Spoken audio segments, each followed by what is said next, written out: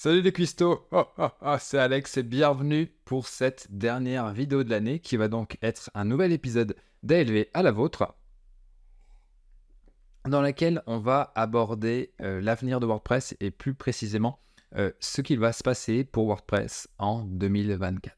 Il y a vraiment pas mal de choses à dire, je suis très excité de voir tous ces changements arriver parce que ça va nous offrir vraiment beaucoup d'opportunités, beaucoup de nouvelles choses, notamment au sein de l'interface. Donc sans plus attendre, on va pouvoir commencer juste après ça.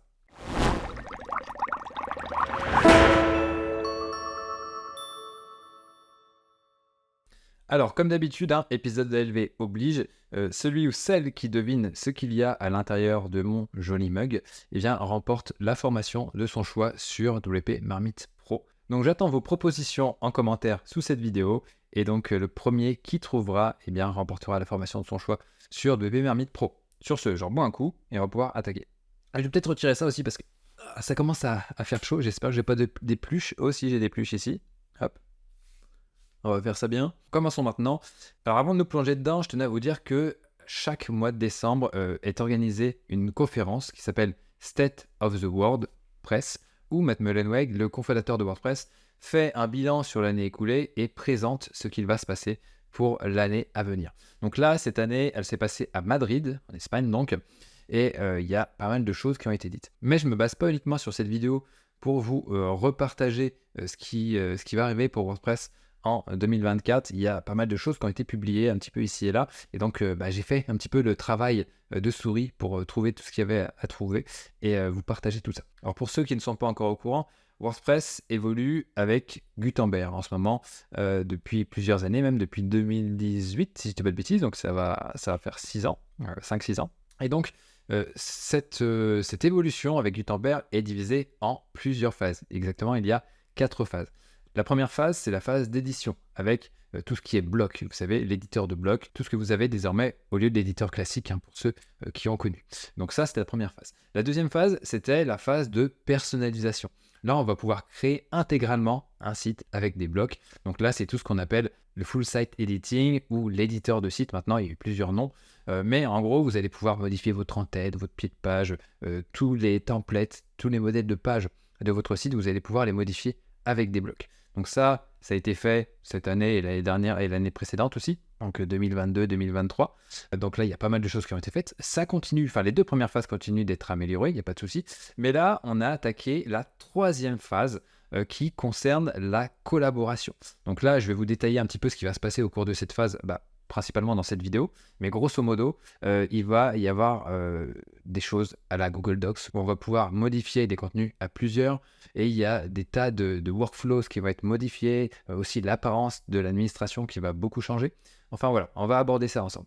Et pour la 4e phase, il ne faut pas que je l'oublie, celle-ci arrivera beaucoup plus tard, donc probablement en 2025-2026, ça va concerner le multilingue. Donc le multilingue va être intégré nativement dans WordPress dans les années à venir. Donc voilà un petit peu ce que je peux vous dire sur les 4 phases de Gutenberg. Après, ils ajoutent des petites choses ici et là, même des grosses choses, on en parlera d'ailleurs en fin de vidéo, en parallèle de ces 4 phases-là. Mais c'est le gros focus sur lequel les contributeurs à WordPress se penchent. Alors, en ce qui concerne 2024, il va y avoir 3 nouvelles versions de WordPress qui vont sortir. Il va y avoir la 6.5 qui devrait arriver aux alentours du 26 mars. Donc là, ils vont se concentrer exclusivement, enfin en tout cas principalement sur la phase 3. Il va y avoir donc la version 6.6 qui devrait arriver le 16 juillet 2024. C'est précis, les dates ont été posées. Là, les équipes de WordPress vont plus se focaliser sur tout ce qui est maintenance et optimisation des performances pour pouvoir un petit peu stabiliser ce qui aura été ajouté. Et ensuite, on aura la 6.7 qui arrivera le 5 novembre 2024. Donc, on n'y est pas. On attend de voir venir. Et donc ça sera une nouvelle vague d'ajouts pour la phase 3 dont je vous ai parlé tout à l'heure. Donc voilà un petit peu au niveau des versions de WordPress qui vont arriver pour l'année 2024. Donc maintenant, laissez-moi vous parler un petit peu plus en détail de cette fameuse phase 3 qui est donc dédiée à la collaboration. Déjà, la première chose, je vous en ai parlé rapidement dans la vidéo, c'est la collaboration. Donc là, vous voyez, il y a un petit aperçu de ce qui va arriver. Donc on va pouvoir bouger comme ça un petit peu. Si vous utilisez Canva, si vous utilisez Google Docs, eh bien c'est le même genre d'interaction qu'on va pouvoir avoir directement dans WordPress. Donc ça va être génial, surtout pour nous, en tout cas pour WP Marmite, parce que des fois, on est amené à modifier des articles ou des pages et on est plusieurs sur le même document. Et des fois, il faut attendre qu'une personne ait terminé pour pouvoir intervenir, tandis que là, on va pouvoir tous bidouiller, faire nos trucs en même temps. Et ça va être vraiment top. Et donc là, pour ceux qui connaissent, ils vont utiliser des standards du web qui s'appellent WebRTC pour se baser là-dessus afin de pouvoir faire fonctionner ça le mieux possible en tout cas. Et aussi, il faut que ça fonctionne sur des serveurs qui sont peu puissants parce que WordPress est installé sur vraiment toute une variété de serveurs. Il y a des serveurs très performants comme nos amis de chez ODSwitch, mais il y a des serveurs qui sont un petit peu plus mous, on va dire, et donc il faut que ça puisse tourner. Après, on a tout ce qui va concerner les workflows. Donc là, les workflows, ça va être quoi? Tout simplement, un workflow, c'est un processus de travail, on pourrait appeler ça comme ça en français. Mais l'idée, ça va être de pouvoir, par exemple, ajouter des commentaires sur chaque bloc de l'éditeur. Ça va être de pouvoir suggérer des contenus, ça va pouvoir identifier des utilisateurs, comme on peut le faire sur Google Docs par exemple. On va pouvoir aussi ajouter des tâches au processus éditorial. Par exemple, on pourrait, quand on est en train de rédiger un article ou de créer une page, préparer une liste de tâches, se dire ok, faut vérifier ça, vérifier le titre SEO, vérifier la métadescription, vérifier que le titre comporte bien, je sais pas, une année, etc. Enfin, on pourrait vraiment avoir toute une liste pour se dire ok, un petit peu comme la checklist d'un pilote d'avion. Ok, checklist, élément 1, ok, élément 2, ok. Et comme ça, on pourra publier de meilleurs contenus sur le web. On pourra aussi partager des brouillons. Là, pour ça, on utilise une extension de notre côté qui s'appelle Public Post Preview, mais on pourra donc faire ça nativement, partager un brouillon à une personne extérieure au site. Ça pourrait être intéressant et très utile pour, par exemple, obtenir des validations. On aura aussi des publications multi-auteurs. Ça aussi, ça pourrait être intéressant de notre côté, parce que des fois, ce n'est pas juste une personne qui rédige un article, ça passe par tout un processus. Il y a une personne qui peut rédiger, après il y a une personne qui fait des ajouts, des modifications, peut-être une mise à jour plus tard. Donc là, ça serait pas mal d'indiquer qu'un article ou un contenu a été conçu par plusieurs personnes. Donc voilà un petit peu pour tout ce qui concerne les processus de travail. Ensuite, il va y avoir des mises à jour au niveau de la bibliothèque de médias ou la médiathèque maintenant. Et donc là, on va pouvoir ajouter pas mal de choses. On va pouvoir catégoriser et taguer les médias, donc mettre des étiquettes. On va avoir un meilleur système de filtrage parce que là, c'est vrai que c'est pas forcément évident. On aura aussi une mise à jour du système d'édition d'images. Donc on va pouvoir vraiment faire des manipulations d'images de façon un petit peu plus fluide que ce qu'on peut faire actuellement. On aura aussi peut-être un support d'autres types de médias en dehors des images. Et ils vont aussi améliorer tout ce qui est traitement groupé. Donc faire des modifs en lot sur plusieurs images. Donc voilà un petit peu ce qui nous attend. J'ai pas plus d'images que ça à vous montrer pour l'instant. En tout cas, le message est passé. Je rebois un petit coup. Donc je vous rappelle, celui ou celle qui devine ce que j'ai là-dedans, eh bien, il remporte la formation de son choix sur VP Marmite Pro. Donc à vos propositions en commentaire. Ensuite, l'autre focus, ça va être les révisions. Donc vous savez, les révisions, c'est quand il y a des sauvegardes automatiques et après on peut revenir en arrière si jamais on a fait des erreurs et on peut voir ce qui a été ajouté, ce qui a été supprimé. Sauf que là, il faut avouer que c'est vraiment pas terrible de la façon dont les révisions sont gérées. Donc il va y avoir une toute nouvelle interface. Il va y avoir un moyen aussi de nommer et de grouper les révisions. Donc si vous utilisez Google Doc, vous devez voir un petit peu de quoi je parle. Il y aura aussi une meilleure comparaison visuelle des blocs. Donc on pourra voir, ok, ce côté-là, il y a ça, ce côté-là, la version d'avant, c'est comme ça, et voici la différence entre les deux, donc ça sera beaucoup plus propre. On aura aussi un historique bloc par bloc, donc on pourra revenir en arrière juste pour un bloc et pas pour l'intégralité de notre publication, ça pourrait être top. Une gestion des conflits va devoir aussi être implémentée parce que si on est en train de collaborer en temps réel, pour stocker l'historique, ça va poser des problèmes. Donc voilà, il va falloir gérer ça, et donc il va falloir aussi faciliter le process de restauration, si on a envie de restaurer un bloc, si on a envie de restaurer la précédente version d'une publication. Donc voilà, il va y avoir du boulot là-dessus. Ensuite, il va y avoir des modifications au niveau de la bibliothèque de blocs. Donc on va pouvoir désactiver certains blocs sur le site. Par exemple, si vous ne vous servez pas du bloc note de bas de page, bon, ça sert à rien de l'avoir dans l'interface, ça nous en mettrait plus qu'autre chose. Donc voilà, on va pouvoir aussi donner des permissions. Peut-être que certains utilisateurs auront le droit d'utiliser certains blocs et d'autres non. On va aussi, surtout avoir, ça c'est très intéressant, une connexion entre les blocs et les champs personnalisés. Donc on va pouvoir charger dynamiquement les valeurs de champs personnalisés dans tous les blocs que l'on souhaite. Donc dans un bloc citation, dans un bloc titre, dans un bloc paragraphe, peu importe. Et ça va être vraiment génial parce que là, on peut le faire dans Elementor, on peut le faire dans Divi, mais dans WordPress, pour l'instant, on ne peut pas. Alors, il y a peut-être des extensions qui se chargent de faire ça. J'ai jamais eu l'occasion de creuser cette fonctionnalité-là, mais ça va arriver en natif dans WordPress et ça va être vraiment génial. On va aussi avoir des catégories pour les compositions. Donc ça a déjà commencé à arriver dans WordPress 6.4.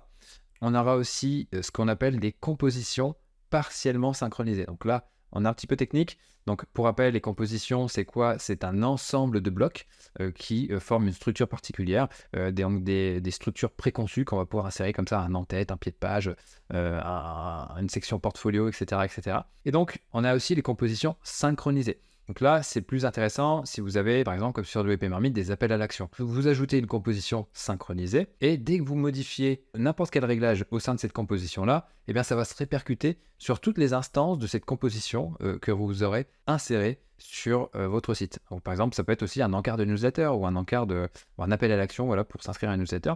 Admettons que vous changiez de nombre d'abonnés, voilà, vous avez 10 000 abonnés au lieu de 5 000, eh bien, vous mettez 10 000 et hop, boum, ça se répercute partout où vous avez ajouté cette composition. Le truc, c'est que c'est tout l'un ou tout l'autre. On peut soit rien modifier, soit tout modifier, ça se répercute. Là, ce qu'ils vont ajouter, donc avec les compositions partiellement synchronisées, c'est un moyen de pouvoir changer le contenu, mais que ça ne se répercute pas partout. Mais par contre, si vous changez les styles, l'apparence, là, ça va se répercuter partout. Donc en gros, seuls les styles seront synchronisés, mais pas le contenu. Donc ça peut aussi avoir des applications très très utiles. Ils vont aussi travailler sur le fait de pouvoir remplacer des compositions. Admettons que vous ayez ajouté une composition, je sais pas, portfolio, et qu'il y ait des structures alternatives avec le même contenu. Et bien vous allez pouvoir changer la structure et le contenu va automatiquement s'adapter. Ça va être génial et voilà, ça va vraiment remplacer une structure sans que vous ayez à bidouiller bloc par bloc. Donc ça peut être très intéressant pour les utilisateurs. Et une dernière chose en ce qui concerne les blocs et les compositions, c'est l'application de style à certaines compositions. Admettons que vous ayez une section et que vous vouliez la mettre plus foncée que les autres sections, eh bien vous allez pouvoir appliquer un style uniquement à cette composition-là. Donc ça va être aussi super intéressant parce qu'au lieu de changer les styles sur tout le site ou de rebidouiller l'arrière-plan de là où vous voulez changer le style, eh bien vous allez avoir des styles préconçus et paf, ça va s'appliquer automatiquement. Donc ça va être aussi génial. Et au passage, ça va même plus loin que ce que permettent de faire des constructeurs de pages, comme par exemple Elementor. Ça, c'est pas quelque chose qui est présent dans Elementor, ou en tout cas, c'est pas à ma connaissance, mais ça va être super intéressant d'avoir ça dans WordPress. Ensuite, là où ça va être super intéressant aussi, ça va être le redesign de l'administration. Donc là, je vous montre rapidement un petit peu ce que ça donne. On va avoir vraiment une intégration petit à petit des éléments de l'administration qu'on connaît tous dans l'éditeur de site. Donc là, tout va s'ajouter, vous voyez, et on va pouvoir même gérer nos plugins, tout gérer là-dedans. Donc ça va être vraiment très très très très propre. Donc ça va améliorer la clarté, ça va réduire ce qu'ils appellent la charge cognitive. Donc en gros, ça va être plus simple à utiliser. On va pouvoir contrôler la complexité de l'information, assurer une expérience cohérente dans WordPress. Donc voilà, vraiment pas mal de choses. Qu'est-ce que j'ai noté d'autre? Création de structures et d'éléments par défaut, donc pour que les éditeurs de thèmes et de plugins puissent les réutiliser et se baser justement sur cette interface-là pour pouvoir mettre à jour leurs propres interfaces. Ça va aussi donner aux plugins et aux utilisateurs plus de contrôle sur la navigation tout en assurant une expérience WordPress reconnaissable, intuitive, accessible et agréable. Qu'est-ce qu'elle est magnifique cette phrase. Donc aussi un focus sur l'accessibilité, très important. Déployer la palette de commandes dans toute l'admin. Donc vous savez, la palette de commandes, c'est quand vous faites commande E, commande F, je sais plus, je mélange. Et donc vous avez donc ce petit champ comme on l'a sur les Mac pour pouvoir accéder à certaines pages rapidement, effectuer certaines actions. Ça peut être ajouter un article, etc. Aller dans telle ou telle page de l'administration. Donc ça, c'est encore une fois aussi super. C'est super. Revoir l'organisation des réglages aussi. Il y a des choses qui vont bouger au niveau des réglages. Donc voilà, il va y avoir beaucoup de changements. Ça va être sympa pour WP Chef et la formation WordPress pour présenter toutes ces nouveautés-là. Il va y avoir des vidéos à retourner. Bref, en passage d'ailleurs, si vous voulez vous former à WordPress, un rendez-vous sur wpchef.fr. vous pourrez avoir même un financement CPF et vous pourrez donc vous former en 3 mois.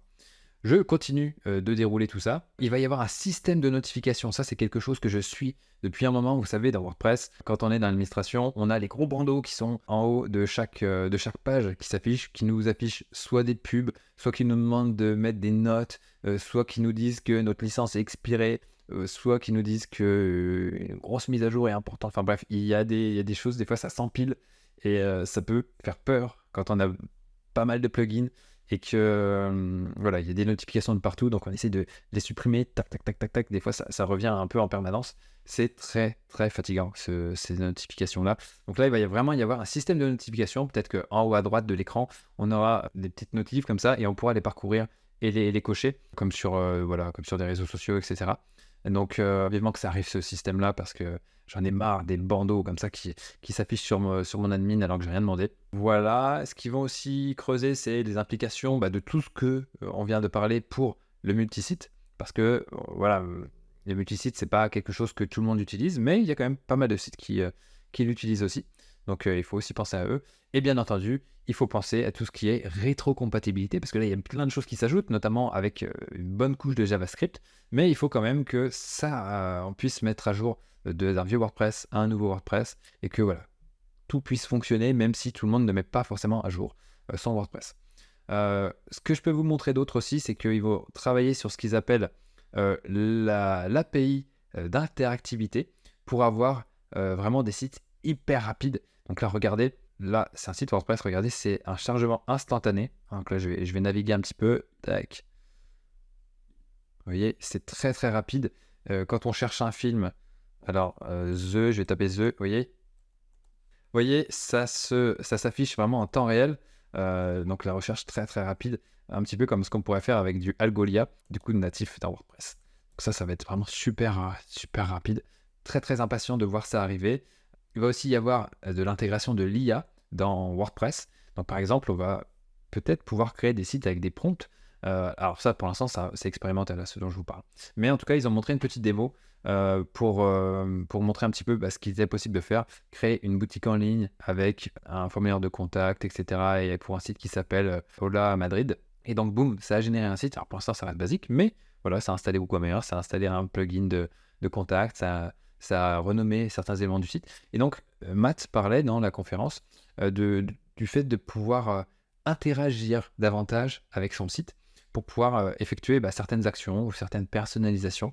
L'idée, c'est d'avoir vraiment une sorte d'assistant à disposition 24 heures sur 24, 7 jours sur 7, avec lequel on va pouvoir converser pour pouvoir optimiser son site.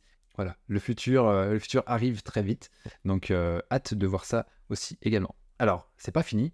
Il va y avoir aussi, au niveau de 2024, ce qu'ils appellent la data liberation, donc l'ouverture pour pouvoir migrer son site le plus facilement possible, sans friction, en un clic, d'avoir des formats d'export de sites qui soient vraiment meilleurs que ce qui se fait actuellement, parce que quand on veut exporter un site WordPress, là, on exporte juste le contenu, c'est assez galère. Il faut vraiment passer par des extensions type Duplicator, type All-in-One WP Migration pour pouvoir faire des migrations. Ou alors, on a même parlé récemment de InstaWP qui peut nous aider à faire des migrations pour pouvoir tester notre site sur un site de test, etc. Mais voilà, ils travaillent sur ça. Donc, vous voyez, migration de Squarespace à WordPress, Tumblr à WordPress, parce que ce que disait Matt, c'est que la plupart des plateformes cherchent à bloquer les gens à l'intérieur pour leur éviter de bouger leur site, parce que si jamais ils sont plus satisfaits du fonctionnement de leur CMS, etc. Voilà, les gens peuvent être assez bloqués. Et donc l'idée, c'est de pouvoir laisser les gens libres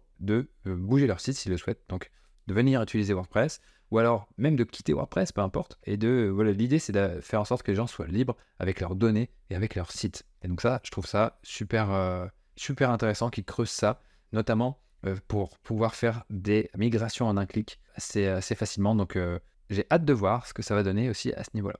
Et une dernière chose, par rapport au répertoire officiel, ils vont faire sauter la barrière des 5 millions d'installations actives.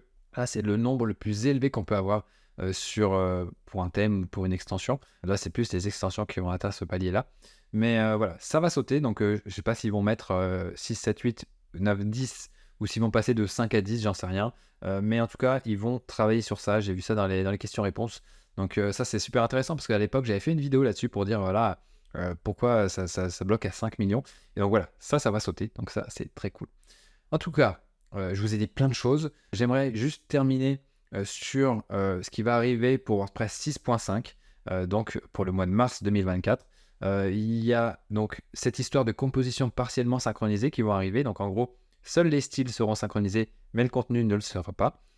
Il va y avoir la vue liste des contenus. Donc en gros, ils vont intégrer ça dans l'éditeur de site. On va pouvoir modifier donc les contenus. Donc toute la vue liste, en gros, ça va changer. La bibliothèque de police va aussi arriver. J'en ai pas parlé. Ça, c'était originellement prévu pour WordPress 6.4, mais ça ne s'est pas fait. Donc pour la 6.5, on aura donc un gestionnaire de police, donc avec les polices Google, qui seront intégrés. Et donc on va pouvoir les sélectionner dans WordPress. Et donc ça sera plus dépendant thème. Et donc voilà, on va pouvoir choisir ces polices et ça sera appliqué sur notre site. Donc ça, très intéressant aussi. Afficher les métadonnées via des blocs. Donc ça, je vous en ai parlé. Par contre, c'est tout ce qui est champ personnalisé. Donc à afficher via des blocs. Donc ça paraît très intéressant. Et au niveau de la performance, au niveau de l'éditeur, il sera au moins 2 fois plus rapide en 6.5 que en 6.4. Donc ce qu'ils font, c'est qu'en fait, comme on l'a vu, ils ajoutent pas mal de choses. Mais au passage, ils optimisent pour pouvoir faire en sorte que ce soit plus rapide. Donc voilà. Le futur de WordPress en 2024, j'ai envie de dire que ça s'annonce chargé. Les contributeurs vont vraiment avoir du pain sur la planche, mais ça va vraiment faire évoluer le CMS d'une façon telle que voilà, on a du mal à reconnaître le vieux WordPress avec l'éditeur classique avec lequel beaucoup de personnes ont commencé, hein, dont moi. Et voilà, c'est très très bien. Ça va permettre de venir chasser un petit peu sur les terres des différents constructeurs de pages, des Elementor, des Divi, etc. Même si il reste des constructeurs qui sont super intéressants. Et il y en a même d'autres. Hein. Enfin voilà, vous savez tout. Moi je vais reboire un coup. Parce que j'ai beaucoup parlé. Et en tout cas, je vous souhaite d'excellentes fêtes de fin d'année avec cette dernière vidéo pour 2023. Je vous donne rendez-vous en 2024. Bien entendu, suivez-nous sur les réseaux sociaux. On s'est remis à pas mal publier ces derniers temps. Instagram, Facebook, TikTok, X, Twitter, LinkedIn aussi. Donc voilà, vous choisissez le réseau qui vous plaît le mieux. Et voilà, on se dit à très très bientôt. Abonnez-vous à la chaîne YouTube si ce n'est pas encore fait. Bien entendu, comme d'habitude, ça tient toujours. Celui ou celle qui devine ce qu'il y a là-dedans, eh bien, il remporte la formation de son choix sur l'EP Marmite Pro. Aussi, si jamais vous voulez faire une refonte de site WordPress, eh bien, on a une checklist gratuite que vous pouvez télécharger juste en dessous pour pouvoir faire les choses correctement, dans le bon ordre, bien préparer votre fonte, bien faire votre fonte et surtout l'après-refonte, ce qu'il y a à mettre en place pour faire les meilleures fontes de site WordPress possibles. Et donc ça, c'est gratuit, c'est nous qui régalons. Et donc, je vous dis à très bientôt pour une future vidéo. Ciao et bonne fête, joyeux Noël à tous.